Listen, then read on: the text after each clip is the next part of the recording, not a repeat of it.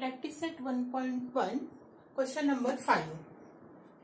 Points x, y, z are collinear such that distance xy is equal to 17, distance yz is equal to 8, find distance xz. आता इथे असं सांगितलं की point xyz हे collinear आहेत. Collinear म्हणजे ते एका लाईनवर आहेत. म्हणजे ते पॉइंट्स कसे असू शकतील, याच्यामध्ये डिस्टन्स xy हे मोठं डिस्टन्स आहे आणि yz हे छोटं आहे. म्हणजे एकतर y हा मध्ये असू शकतो किंवा z मध्ये असू शकतो. हे याच्यावरून आधी आपण समजून घ्यायचं. मग जर आपण असं म्हटलं की x हा तर कडेचाच पॉइंट असणार आहे, मग एकतर y किंवा z मध्ये असेल. जर z मध्ये असेल तर x आणि y एंड पॉइंट येतील आणि जर y मध्ये असेल तर x आणि z एंड पॉइंट येतील. म्हणजे इथे दोन पॉसिबिलिटीज आहेत. If x dash z dash y म्हणजे z हा पॉइंट x आणि y च्या बिटवीन असेल देन तर काय म्हणणार आपण, ह्या दोन डिस्टन्सची sum distance xz plus distance yz is equal to distance xy. हे बिटवीननेस प्रॉपर्टी वापरून आपण हे ऍडिशन लिहू शकतो. आता डिस्टन्स xz आपल्याला फाइंड करायचं म्हणून इथे लिहिताना मी काय केलं बघा की समची साइड आधी लिहिली आणि इक्वल टू नंतर मोठं डिस्टन्स लिहिलंय. या साइड आपण आपल्याला हवे त्या पद्धतीने लिहू शकतो. इथे डिस्टन्स xz काढायचं ते लेफ्ट साइडला आलं पाहिजे म्हणून मी ही साइड इकडे लिहिली. इकडच्या बाजूमध्ये जर तुम्ही बघितलं तर आपल्याला डिस्टन्स xz काढायचं आहे आणि याच्यामध्ये xz हे लेफ्ट साइडला घेतलंय. म्हणजे तुम्ही हा फॉर्म्युला असाही वापरू शकता किंवा असाही वापरू शकता. मग इथे किमती ठेवल्या बघा. डिस्टन्स xz आपल्याला फाइंड करायचं म्हणून तसंच ठेवलं. yz आपल्याला गिवन आहे 8 आणि xy गिवन आहे 17. ह्या व्हॅल्यू सबस्टिट्यूट केल्या. हा +8 राईट साइडला नेला की मायनस होईल. 17 - 8 केलं तर 9 मिळेल. Therefore distance xz is equal to 9 मिळालं. आता आपण काय केलं, एकदा z हा पॉइंट बिटवीन घेतला, आता y पॉइंट बिटवीन घेऊ. म्हणजे x आणि z हे कडेचे पॉइंट येतील. म्हणजे बिटवीननेस कशी येईल, if x dash y dash z then असं असेल तर एंड पॉइंट आहेत xz म्हणजे डिस्टन्स xz हे ग्रेटेस्ट डिस्टन्स होईल is equal to remaining two डिस्टन्सची सम. या क्रमानेच जायचं, अवघड काहीच नाहीये. Distance xy plus distance yz. xy आहे 17, yz आहे 8. ते ऍड केले तर आपल्याला डिस्टन्स xz मिळेल 25. म्हणजे आन्सर मध्ये आपल्याला दोन डिस्टन्सेस मिळालेले आहेत. Therefore answer is distance xz is equal to 9 और 25. Now question number 6. Sketch proper figure and write the answers of the following questions. आपल्याला काही क्वेश्चन्स गिवन आहेत, त्याची आपल्याला दिलेल्या मेजरमेंट वरून आपल्याला एक प्रॉपर फिगर ड्रॉ करायची, पण मेजरमेंट इथे मोजून घ्यायचे नाहीत. इथे अंदाजे काय घ्यायचं की जे मोठं डिस्टन्स आहे ते फिगरमध्ये मोठं दिसलं पाहिजे, जे स्मॉल डिस्टन्स आहे ते फिगरमध्ये लहान दिसलं पाहिजे. एवढं फक्त इथे पण एक पाळायचं आहे या फिगर स्केच करताना. मग आता पहिलं काय दिलंय बघा, if a dash b dash c म्हणजे बी हा पॉइंट ए आणि सी च्या बिटवीन आहे. म्हणजे ए आणि सी हे एंड पॉइंट आहे हे याच्यावरून कळतं आपल्याला.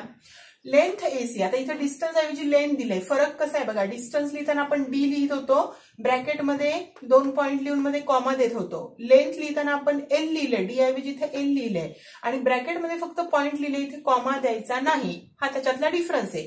डिस्टन्स लिहिताना कॉमा द्यायचा, लेंथ लिहिताना डायरेक्ट लेंथ लिहायची. Length AC is equal to 11, length BC equal to 6.5. Find length AB find करायची. आता याच्यावरनं फिगर ड्रॉ करायची. आपल्याला इथे बिटवीननेस वरून कळतं ए आणि सी एंड पॉइंट आहे म्हणून आपण एक लाईन ड्रॉ केली, त्याच्यावर 2 एंड पॉइंट्स घेतले ए आणि सी. बी हा त्यांच्यामध्ये कुठेतरी असणार आहे, पण आता तो कुठे घ्यायचा, नेमकी सेंटरला घ्यायचा की लेफ्ट साइडला घ्यायचा की राईट साइडला घ्यायचा.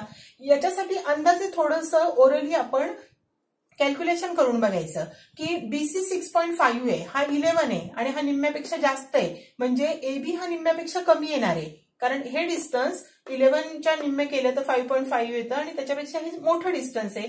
म्हणजे एबी हे निम्म्यापेक्षा कमी डिस्टन्स येणार म्हणून बी पॉइंट आपण थोडासा सेंटरच्या लेफ्ट साइडला काढायचं. एवढं फक्त ह्या फिगर स्केच करताना लक्षात ठेवायचं. मग हे मेजरमेंट्स आपण दाखवूया फिगरमध्ये.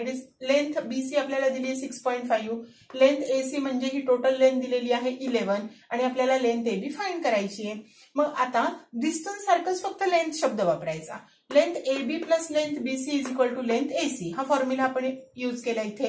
लेंथ एबी माहिती नाही म्हणून तसंच ठेवलं. लेंथ बीसी आपल्याला गिवन आहे 6.5 आणि लेंथ एसी गिवन आहे 11. त्या व्हॅल्यू सबस्टिट्यूट केल्या. हा 6.5 राईट साइडला गेला की 11 मधून मायनस होईल. तो मायनस केला की आपल्याला लास्ट आन्सर मिळेल. Therefore length AB is equal to 4.5. Second question बघा आता. If R dash S dash T and length S T is equal to 3.7, length RS is equal to 2.5, then find length RT. परत आपण betweenness बघून घ्यायची. R dash S dash T म्हणजे end point झाले RT. मग line draw केली, लाईनवर 2 end point घेतले आर आणि टी. आता बिटवीन पॉइंट आहे एस, तो नेमकी कुठे लिहायचा आहे त्याच्यासाठी मेजरमेंट्स बघूया आपण. आर एस आहे 2.5 आणि एस टी आहे 3.7. म्हणजे आर पासून एस पर्यंत डिस्टन्स कमी आहे 2.5 आहे आणि एस पासून टी पर्यंत डिस्टन्स जास्त आहे. म्हणजे हे डिस्टन्स कमी दिसलं पाहिजे, हे जास्त. अशा ठिकाणी पॉइंट एस घ्यायचा. आता परत इथे आपल्याला बिटवीननेस प्रॉपर्टी वापरून आपण काय लिहू शकतो की ही लेंथ आरटी आपल्याला फाइंड करायची. आरटी म्हणजे कोणाकोणाची सम येईल तर आर एस आणि एस टी ची. Therefore length RT is equal to length R S plus length S T. Value substitute केल्या. आर एस आहे 2.5, एस टी आहे 3.7. ऍड केल्या तर आपल्याला आन्सर मिळेल. Therefore length RT is equal to 6.2. Third question. If x dash y dash z and length xz is equal to 3√7, length xy is equal to √7, find length yz. Again x and z are end points, so draw a number line, take two end points x and z. Now you have to locate the position of point y. See the given distances. xz is greater distance than xy. मग xz हे कडेचं distance आहे म्हणजे ते सगळ्यात मोठं आहे आणि xy आहे √7. हा √7 आहे म्हणजे yz डिस्टन्स हे त्याच्यापेक्षा मोठं येणार आहे म्हणून y हा पॉइंट थोडासा लेफ्ट कडे दाखवला. आता इथे आपण लिहू शकतो की length xy plus length yz is equal to length xz. हे ऍडिशन लिहिली, किमती ठेवल्या. xy आहे √7, yz फाइंड करायची ती तशीच ठेवली. xz आहे 3√7. हा √7 इकडे जाऊन मायनस होईल. हा √7 ला काहीच कोएफिशियंट नाही म्हणजे 1 आहे असं मानायचं. म्हणजे हा 3√7 मायनस 1√7. 3 मधून 1 मायनस केला तर 2 येईल. √7 तसाच राहील. Therefore length yz is equal to 2√7. तर अशा प्रकारे आणि 7th नंबरचा क्वेश्चन आपण ऑलरेडी याच्या आधीच्याच व्हिडिओमध्ये घेतलेला आहे आणि हा प्रॅक्टिस सेट 1.1 आपला कंप्लीट झालेला आहे. हे सगळे एक्झाम्पल्स तुम्ही बघितले आहेत आणि प्रत्येक क्वेश्चन 2-2 वेळा प्रॅक्टिससाठी परत लिहून काढायचा आहे.